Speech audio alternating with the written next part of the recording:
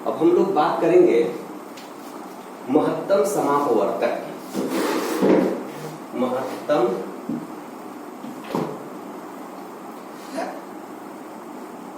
समापवर्तक, इसके बारे में हमको अध्ययन करना है। ठीक है, तो देखिए सबसे पहले हम लोग समझेंगे कि अपवर्तक क्या होता है। अपवर्तक किसको कहते हैं? ठीक है, इसको अंग्रेजी में हम लोग फैक्टर कहते हैं, अपवर्तक। ठीक है, फैक्टर, गुणनखंड। ठीक है, तो अपवर्तक होता क्या है, इस पर पहले हम लोग ध्यान दें। तो देखिए कोई भी संख्या है, ठीक है, कोई भी संख्या किन किन संख्याओं से कट सकती है। ठीक है, ध्यान दीजिएगा। जैसे हमने कहा कि पांच किन किन संख्याओं से पूर्ण रूप से विभाजित हो सकती है। तो कोई भी संख्या एक से और स्वयं से तो विभाजित होती ही है, तो एक और 5 से तो विभाजित होगा। अब एक और 5 के अलावा क्या और कोई संख्या है एक और 5 के बीच जिससे ये विभाजित हो सकता है? उसको हम ढूंढने का प्रयास करेंगे। ठीक है, तो उसके बाद हम इसको अगर हम लिखना चाहें, देखना चाहें कि 5 जो है किससे किससे विभाजित हो सकता है, तो 1 से हो सकता है और 5 से हो सकता है। 1 और 5 के बीच में कोई ऐसी संख्या 2, 3, 4 नहीं है जिससे हम 5 को विभाजित कर सकते हो। ठीक है, तो अब यहां पर 1 और 5 ये हमारा 5 का अपवर्तक कहलाएगा।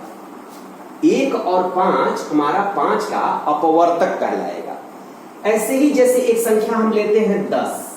ठीक है, तो 10 किससे किससे विभाजित हो सकता है भाई? तो 10 हमारा 1 से विभाजित हो सकता है। 10 2 5 10, 2 से भी विभाजित हो सकता है। 3 से होगा नहीं, 3 3 के 9, 3 चौका 12। 4 से भी नहीं होगा, 5 से हो जाएगा और 5 के बाद सीधे सीधे वो 10 से विभाजित होगा। अब एक बात और बता दे बेटा, ध्यान देना। किसी भी संख्या में जब उसके अपवर्तक लिखो, ठीक है, तो उसके आधे तक तुम जाओ, आधे तक। जैसे 10 में हम आधे तक गए, अब उसके बाद उससे बड़ी कोई संख्या नहीं होगी, ठीक है, जो दी गई संख्या को विभाजित करती हो। जैसे कि अब 5, 6, 7, 8, 9 ये 10 को विभाजित नहीं करेगी, वो आधा हो गया ना, आधा हो गया तो दुना। ठीक है, तो 5 का दुना 10 हो गया। अब 6 का दुना तो 12 हो जाएगा ना, तो आधे तक ही पहुंचना है, आधे तक तुम चेक कर लो।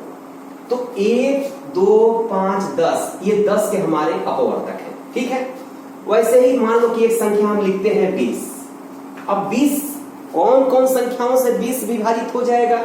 तो अब एक तो हमने बता दिया ना कि 20 का आधा क्या है, 10 है ना, तो 10 तक हम चेक कर लें, उसके बाद सीधे हम लोग 20 लिखेंगे।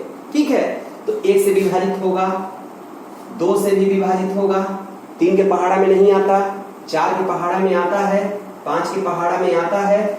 ठीक है, 6 के पहाड़ा में नहीं आता, 7 के पहाड़ा में नहीं आता, 8 के भी पहाड़ा में नहीं आता, 9 के भी पहाड़ा में नहीं आता, 20। अब 20 सीधे हमारे 10 के पहाड़ा में आता है और उसके बाद 10 तक हम पहुंच गए आधा ना, तो इसके बाद सीधे अब हमारा 20 ही होगा, अब बीच में और कुछ नहीं है। ठीक है, तो ये हमारी संख्याओं के 5 का अपवर्तक, 10 का अपवर्तक, 20 का अपवर्तक। यानी अपवर्तक क्या है? तो अपवर्तक किसी भी संख्या के अपवर्तक वे संख्याएं होती हैं जो दी गई संख्या को पूरा पूरा विभाजित करती हैं। किसी भी संख्या का अपवर्तक वे संख्याएं होती हैं जो दी गई संख्या को पूरा पूरा विभाजित करती हैं। ये होता है अपवर्तक।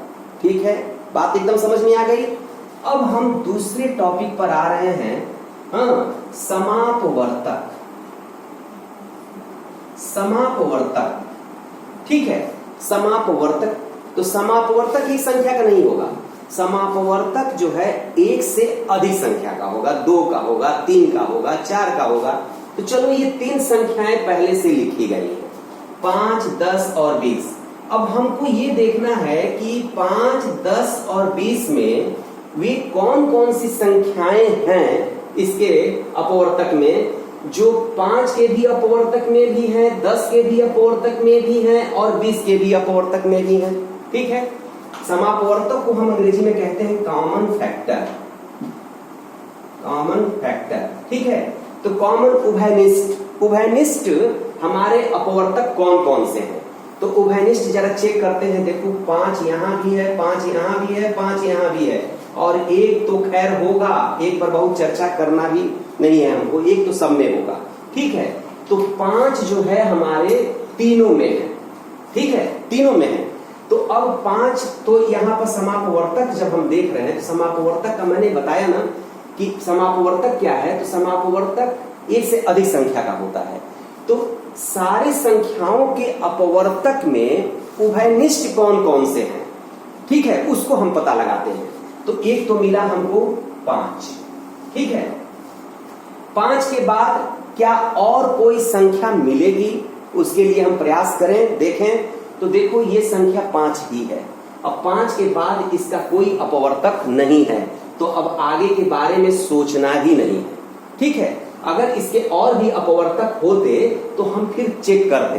तो अब केवल 5 ही है जो तीनों में है, ठीक है। तो समापवर्तक इसका सिर्फ 1 और 5 है, ठीक है।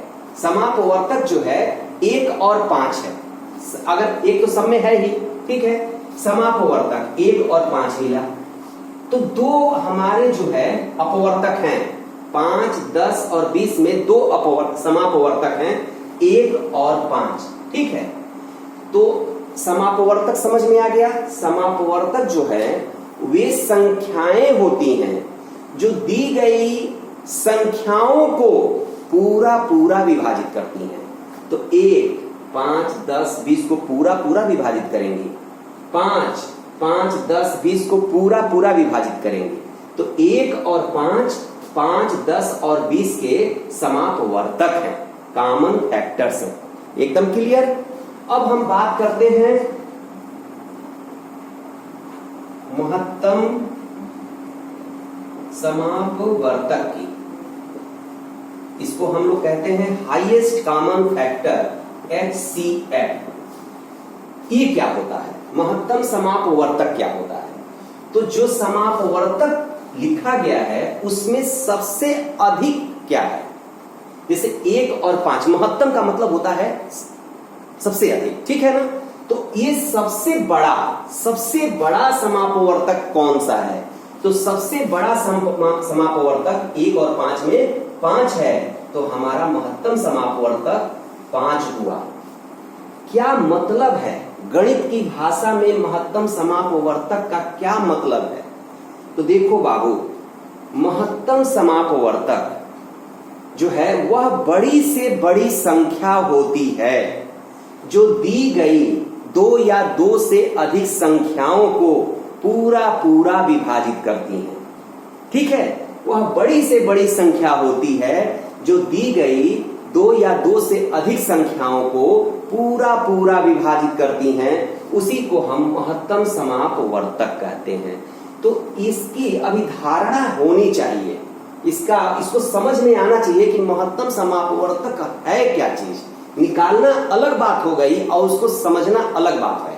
तो इसको पहले समझ लो कि महत्तम समापवर्तक होता क्या है, समापवर्तक क्या होता है और अपवर्तक क्या होता है, ठीक है। तो अब कोई भी संख्या दी है, ठीक है, तो उसके अपवर्तक लिख लेंगे हम। 1 से अधिक संख्या है तो समापवर्तक हम लोग बता देंगे और उसी से फिर हम लोग महत्तम समापवर्तक भी बता देंगे। लेकिन इसको हम लोग कैसे करें कि जल्दी काम हमारा हो जाए, तो वो तरीका मैं अब बताने जा रहा हूं, ठीक है। जिससे हमको प्रयोग करने में आसानी हो, हमारा समय का बचत भी हो। तो इसके लिए तरीका क्या है? चलो, संख्या यही है, संख्या हम लोगों के पास यही है, दिया गया है 5, 10 और 20, और हमको जो है इसके अपवर्तक नहीं लिखने हैं, समापवर्तक नहीं लिखने हैं, ठीक है। डायरेक्ट हम लोग जो है हम लोगों को महत्तम समापवर्तक पता करना है। तो इसके लिए क्या करते हैं? तो इसके लिए हम इसका गुणनखंड करेंगे, 5 का गुणनखंड। तो 5 का गुणनखंड 1 गुणे 5, एक से तो भाई एक तो सबका गुणनखंड होता है, उसको लिखा जाए या ना लिखा जाए कोई फर्क नहीं पड़ता, ठीक है ना। तो 1 गुणे 5, बस 5 का गुणनखंड, अभाज्य गुणनखंड करना है, ध्यान देना है, कोशिश करनी है कि हम अभाज्य गुणनखंड लिखें, ठीक है। 10 का गुणनखंड लिखना है, तो 10 को देख लो, एक तो है ही, एक से बातें नहीं है, 2 से, एक के बाद 2 से ये कटेगा, 2 5 10, अब 5 सीधे 5 से ही कटेगा, तो 10 का गुणनखंड हमारा हो गया 2 गुणे 5। ठीक है, 10 का गुणनखंड हो गया। अब हमको 20 का गुणनखंड लिखना है, तो 20 का भी गुणनखंड कर लो भाई इसको। तो 2 ये 10 हो गया, फिर 2 से कटेगा 5 हो गया, फिर 5 ही से कटेगा 1। ठीक है, तब तक भाग देते जाना है जब तक कि 1 नहीं आ जाता। तो ये हमारा हो गया 2 गुणे 2 गुणे 5। अब हमको क्या करना है कि एचसीएफ जब लिखना है, निकालना है, तो देखना ये है कि तीनों में उभयनिष्ठ कौन कौन से हमारे गुणनखंड हैं। ठीक है, कौन कौन सी संख्या तीनों में उभयनिष्ठ है। तो देखो भाई, 1 तो तीनों में खैर है, 1 के बारे में कोई बात ही नहीं है। अब 1 के बाद 5 ये संख्या है जो हमारी तीनों में है, 5 तीनों में है, तो ये हमारा HCF हमारा क्या हो गया, 5 हो गया। ये हमारा महत्तम समापवर्तक हमारा क्या हो गया, 5 हो गया। अगर मान लो और कोई संख्या होता, तुम तो कहोगे भाई यहाँ तो उससे भी 5 आया, यहां से भी 5 आया। देखो, हमारा जो उत्तर आएगा किसी भी तरीके से किया जाए वही आएगा, बस करने के तरीके हैं। ठीक है, अब कोई और संख्या होती जो तीनों में होती, ठीक है, तो उसको भी हम लिखते, गुणे करके उसको भी लिखते और उसका गुणनफल हम लिखते। जैसे एक उदाहरण दे करके हम दिखा रहे हैं। चलो एक उदाहरण हम ले रहे हैं।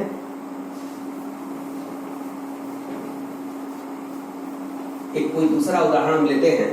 चलो हम एक उदाहरण ले रहे हैं 12 20। ठीक है, और हम ले रहे हैं, कितना ले लेंगे, 30 ले लें। चलो 30 ले लेंगे। चलो 3 संख्या ले लिया हमने। इसका गुणनखंड करो तो 2 गुणे 2 गुणे 3, 2 दूनी के 4 किए 12। इसका गुणनखंड करो 2 गुणे 2 गुणे 5, 2 दूनी के 4 5 20। इसका गुणनखंड करो 2। ऐसा करते हैं, इसको 32 ले लेते हैं। अब हमने ऐसा इसलिए किया कि हम देख रहे थे कि इसमें भी 1 से अधिक नहीं मिल रहा था, 32 कर देते हैं। तो 2 16 2 16, फिर ये 8 हो गया, 2 गुणे 2 गुणे 2, 2 दूनी के 4 दूनी के 8 दूनी के 16 दूनी के 32। गुणनखंड हमने कर दिया। अब हमको लिखना है MSP, महत्तम समापवर्तक। ठीक है, अब उभयनिष्ठ कौन कौन से संख्याएं हैं, तो 2, देखो तीनों में उभयनिष्ठ है, 2 हमने लिख लिया। फिर 2 ये तीनों में उभयनिष्ठ है, तो फिर हमने 2 भी लिख दिया। अब 3 यहां है, इसमें नहीं है, इसमें भी नहीं है, ये किसी एक में भी नहीं है, तो नहीं लिखेंगे। हम सिर्फ उन्हीं संख्याओं को लिखेंगे जो तीनों में हो, और उसके बाद हम इनका गुणनफल निकालेंगे। तो 2 गुणे 2 4, तो 4 वह बड़ी से बड़ी संख्या है। अब इससे कोई बड़ी संख्या नहीं हो सकती जो 12 को 20 को और 32 को पूरा पूरा विभाजित कर दे।